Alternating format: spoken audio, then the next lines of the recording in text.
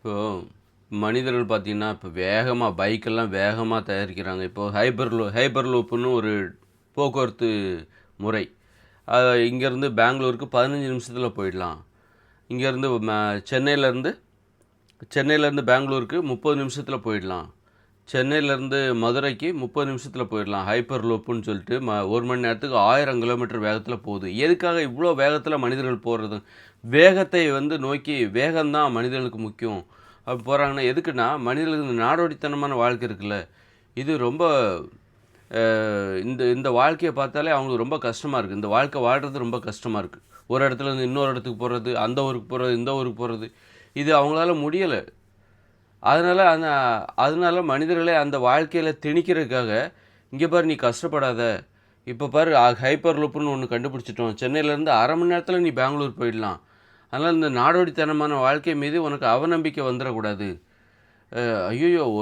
அமெரிக்காவுக்கு போணுமா? 2 நாள் ஆகுமா? பயப்படாத. சீக்கிரமா போயிடலாம். வேகம் அதிகரிச்சாச்சு. விமானத்தோட வேகத்தெல்லாம் நாங்க அதிகரிச்சுட்டோம். அதனால நீ வந்து அ அந்த ஃப்ளைட்லயே 1 நாள் ஃபுல்லா உட்கார்ந்துருக்கணுமேன்னு சொல்லிட்டு நீ கவலைப்படாத.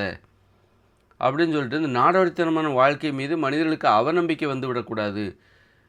நிலையா ஒரு இடத்துல வசிப்பது தான் மனிதர்களுடைய இயற்கையான விருப்பம். இன்றைக்கி நாடோடித்தனமா ஒரு நாட்டிலேருந்து இன்னொரு நாட்டுக்கு போகிறது, ஒரு ஊர்லேருந்து இன்னொரு ஊருக்கு போகிறது, இப்படி இந்த வாழ்க்கை முறை இருக்குல்ல, இது வந்து மனிதர்களுக்கு செயற்கையானது. இது பிடிக்கல. மனிதர்கள் என்ன பண்ணுவாங்க, ஒரு ஊரில் இருக்கணும், வே தோட்டத்துக்கு போனோமா, விவசாயம் பார்த்தோமா, வீடு வந்து சேர்ந்தோமா, ஒரு குடும்பமாக ஒன்றா சந்தோஷமாக இருக்கணும். இதான் நிலையா ஒரு இடத்துல வசிப்பது.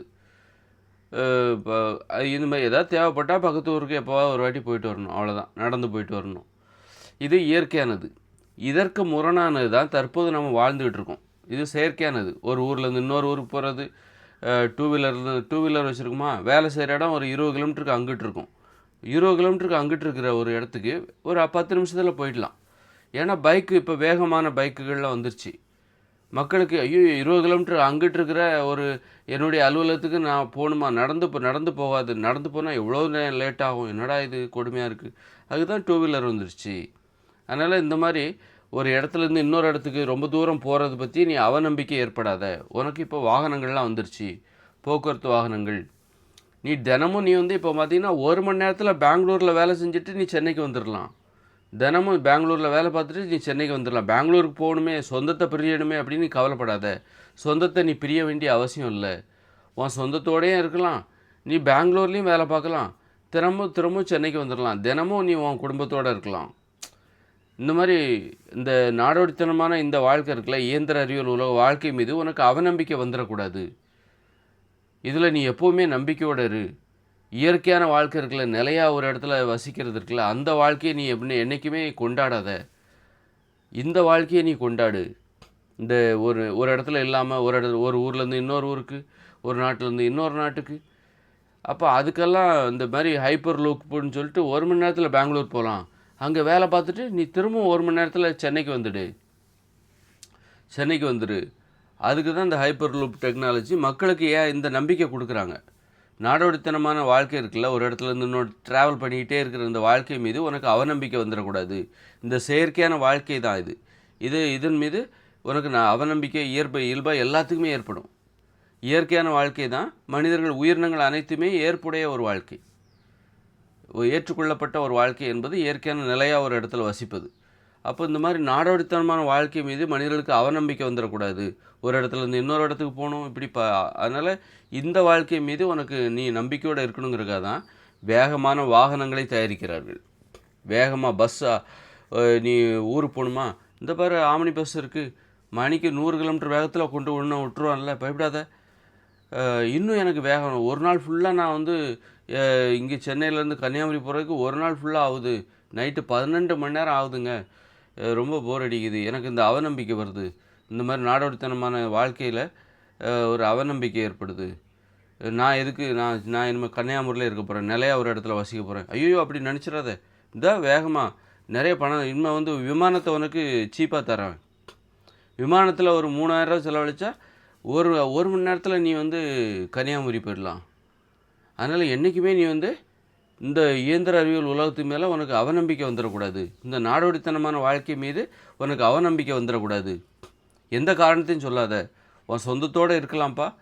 ஆனால் அதுக்காக நீ வந்து சொந்தத்தோடு இருக்கலாம், சொந்தத்தெல்லாம் பிரிய வேண்டியிருக்கு, இந்த உலகத்தால் நான் என் சொந்தத்தை பிரிய வேண்டியிருக்கு, ஐயோ அப்படியெல்லாம் சொல்லி அதனால் இந்த உலகத்து மேலே உனக்கு நம்பிக்கையெல்லாம் போயிடக்கூடாது. இந்த பாரு வாகனம் பாரு எவ்வளோ வேகமாக விமானத்தில் போ, விமானத்தோட செலவை நாங்கள் குறைக்கிறோம். விமானங்கிறது பணக்காரங்களுக்கு மட்டும்தான் நினைக்காத. விமானங்கிறது இனிமேல் ஏர் பஸ்லாம் வந்துடும். சும்மா ஒரு உடனே கிளம்புற மாதிரி போய் கொண்டு லேண்ட் ஆகிற மாதிரி உடனே மதுரைக்கு சென்னைக்கு இனிமேல் எல்லாம் விமான போக்குவரத்து வந்துடும். அதனால் என்ன ஆகுன்னா 10 மணி நேரம் பிரயாணம் பண்ணுறது 1 மணி நேரத்தில் உனக்கு கொண்டு விட்டுருவாங்க. அதனால் என்றைக்கும் இந்த பயணத்தை காரணம் காட்டி இந்த செயற்கையான இயந்திர அறிவியல் உலக நாடோடித்தனமான வாழ்க்கை மீது உனக்கு அவநம்பிக்கை வந்துடக்கூடாது. எப்போவுமே நீ நம்பிக்கை இழந்துடாத. நிலையான வாழ்க்கை தான் நிலையாக ஒரு இடத்துல வசிக்கணும். அதை நாங்கள் எப்படி சாத்தியப்படுத்துகிறோம் பாரு. நிலையாக ஒரு இடத்துல வசிக்கணும் அப்படின்னு சொல்லிட்டு இந்த நாடோடித்தனமான வாழ்க்கை மீது உனக்கு அவநம்பிக்கை வந்துடக்கூடாது. இந்த நாடோடித்தனமான வாழ்க்கையில் நீ ஒரு இடத்துலேருந்து இன்னொரு இடத்துக்கு பயணமும் செய்யலாம், அதே நேரத்தில் உன் குடும்பத்தோடையும் இருக்கலாம். 1 மணி நேரத்தில் இனிமேல் பார்த்தீங்கன்னா கன்னியாகுமரியில் வேலை பார்த்துட்டு டெய்லி சென்னைக்கு வந்துடலாம், சென்னையில் வேலை பார்த்துட்டு டெய்லி மதுரைக்கு போகலாம், மதுரையில் உன் குடும்பத்தோடு இருந்துக்கிட்டு சென்னையில் வேலை பார்த்துட்டு தினமும் நீ மதுரைக்கு போயிடலாம். அதற்கான கண்டுபிடிப்பு தான் அந்த போக்குவரத்து வாகனம், வேகமாக போக்குவரத்துக்கு.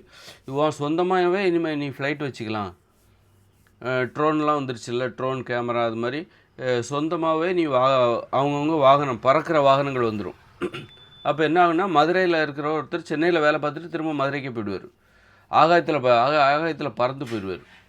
எந்த வித தடையுமே இல்லாமல் ரோட்டில் மேடு பள்ளம் கீழே அதெல்லாம் ஏறாமல் ஆகாயத்தில் வந்து ஸ்டார்ட் பண்ணிட்டாருன்னா அங்கே போய் அது லேண்ட் ஆகிடும். அவர் மொட்டை மாடியில் போய் இறங்கிடும்.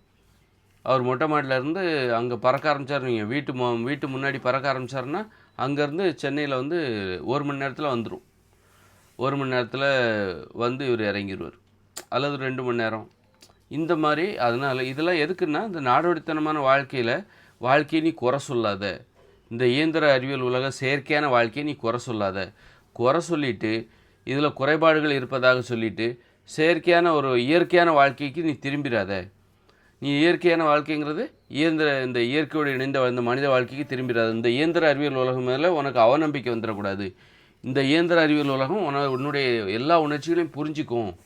அதனால் நீ நம்பிக்கை இழந்துடாத அப்படிங்கிறக்காக தான் இந்த மாதிரி வாகனங்கள் வேகமாக போகுது பாரு, வேகமாக போகுது. அப்போ அந்த வேகத்துக்கு நம்ம அதுக்கு இன்னொரு கண்டிஷன் இருக்குப்பா. என்ன அப்படின்னா, விபத்துகளில் நிறைய பேர் 10 லட்சம் பேர் சாவாங்க, அதில் கையெழுத்து போட்டுரு. அது மாதிரி தான் அதாவது நீ இந்த அவநம்பிக்கை வந்துடக்கூடாது. இயந்திர அறிவியல் உலகங்கிறது ஒன்று அலக்கழிக்குது, அங்கே இங்கேயும் என்ன அலக்கழிக்குது, இதுலேயே என் வாழ்க்கை போயிடுது அப்படின்னு சொல்லி அவநம்பிக்கை மட்டும் வந்துடக்கூடாது. நீ தினமும் உன் குடும்பத்தோடு இருக்கலாம், குடும்பத்தோடு நீ சந்தோஷமாக இருக்கலாம். அதனால் போக்குவரத்து வேகத்தை இப்போ நாங்கள் அதிகப்படுத்திட்டோம். வான்வழி போக்குவரத்து, ஹைப்பர் லூப் டெக்னாலஜி இதெல்லாம் அதிகப்படுத்தி நீ உன் குடும்பத்தோடு இருந்துட்டு டக்குன்னு வந்துடலாம். அப்படியா, சரிப்பா, இப்போ நல்லா இருக்குது, இந்த திட்டம் நல்லா இருக்குது, நான் இயந்திர அறிவியல் உலகத்தை நான் ஏற்றுக்கிறேன் அப்படிங்கும்போது இன்னொரு பேப்பரையும் அந்த பக்கத்தையும் பார்த்து படிச்சுக்கோ. என்ன அதுலேயும் கையெழுத்து போட்டுரு.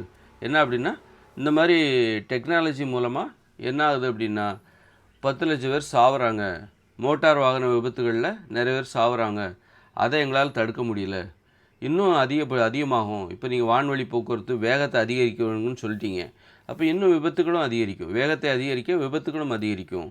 அப்போ இன்னும் 10 லட்சம் பேர் எக்ஸ்ட்ரா சாவாங்க. அதனால் அந்த பேப்பர்லாம் இருக்குது, அதை நீங்கள் சைன் பண்ணிவிடுங்க அப்படின்னு மனிதர்களுக்கு அந்த பக்கத்தில் நீங்கள் கையெழுத்து போட்டுருவோம். அப்போ வேகமாக போகலாம், அப்போ நாம் சாக மாட்டோம், யாரோ ஒருத்தர் சாவாங்க அப்படின்னு நினச்சிட்டு அந்த இதுலேயும் கையெழுத்து போட்டுடுறாங்க. கையெழுத்து போட்டால் என்ன ஆகுது அப்படின்னா 20 லட்சம் பேர் சாகுறாங்க.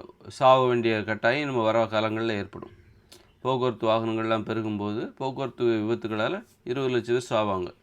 அதுலேயும் நம்ம கையெழுத்து போட்டு நம்ம ஒத்துக்கிட்டு தான் அந்த வாழ்க்கைக்குள்ளே போகும். அதனால் இதுதான் ஏன் இந்த மாதிரி வேகத்தை அதிகரிக்கிறாங்கன்னா அவநம்பிக்கை வந்துடக்கூடாது, பல்வேறு காரணங்களை சொல்லக்கூடாது.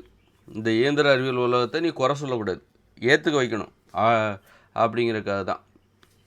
அதனால் ஏற்றுக்கிட்டாலும் ஏற்றுக்கலனாலும் 2040 இந்த இயந்திர அறிவியலும் செயலிழந்துடும். ஏன்னா அவ்வளோதான், முடிஞ்சது. இதெல்லாம் ஒரு பரிசோதனை, இப்படியெல்லாம் வாழ்ந்து பார்க்கலாம் அப்படிங்கிறது ஒரு மனிதர்களுக்கு ஒரு முயற்சி, அவ்வளோதான். இது முயற்சி தானே ஒழிய என்றைக்குமே இயற்கை தான் நிலையானது, இயற்கையான வாழ்க்கை தான் நிலையானது. அதில் நம்ம சும்மா இருக்கலாம். இது பிரத்யேக சிறப்பு முயற்சி எடுத்து ரொம்ப கடினமாக போராடி தான் இப்படிப்பட்ட வாழ்க்கையை, இயந்திர அறிவியல் வாழ்க்கை, ஆடம்பர வாழ்க்கை இதெல்லாம் நம்ம தக்க வச்சுக்கணும். தக்க வைக்கிறணும், பராமரிக்கணும், பாதுகாக்கணும், போராடணும். எந்தவித போராட்டமும் இல்லாமல் இயற்கையோடு இணைந்து எளிமையாக வாழலாம். டென்ஷன் எதுவுமே இல்லாமல் இயந்திர அறிவு இயற்கையோடு இணைஞ்சு வாழலாம் அப்படிங்கிற அந்த புரிதல். இதெல்லாம் வந்து தப்பான வாழ்க்கை. பரிசோதனை முறையில் இதெல்லாம் நாம் தவறான ஒரு வாழ்க்கை முறை. இந்த வாழ்க்கை முறை நாம் வாழ வேண்டிய அவசியம் இல்லை அப்படிங்கிறத பரிசோதனை முறையில் தெரிஞ்சுக்கிறாங்க. அவ்வளோதான். அந்த முயற்சி முடிஞ்சிருச்சு.